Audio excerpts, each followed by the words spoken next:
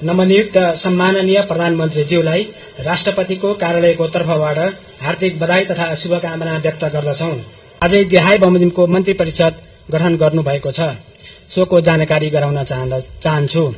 सम्माननीय प्रधानमन्त्री बालेन्द्र शाह, रक्षा, उद्योग, वाणिज्य तथा आपूर्ति।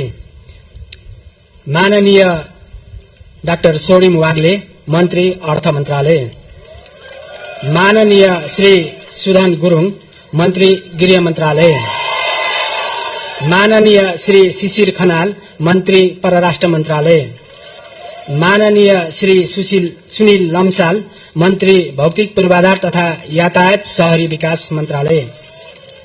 माननीय श्री विराज भक्त श्रेष्ठ, मन्त्री, ऊर्जा, जलस्रोत तथा सिंचाई मन्त्रालय। माननीय श्री खड्गराज पौडेल, मन्त्री, संस्कृति, पर्यटन तथा नागरिक उड्डयन मन्त्रालय।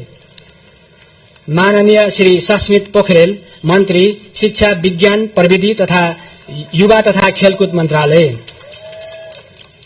माननीय श्री निशा मेहता, मन्त्री, स्वास्थ्य तथा जनसंख्या, खानेपानी मन्त्रालय।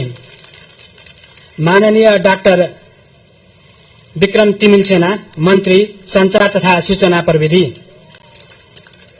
माननीय श्री प्रतिभा रावल, मन्त्री, संघीय मामिला तथा सामान्य प्रशासन, भूमि व्यवस्था, सहकारी तथा गरिबी निवारण।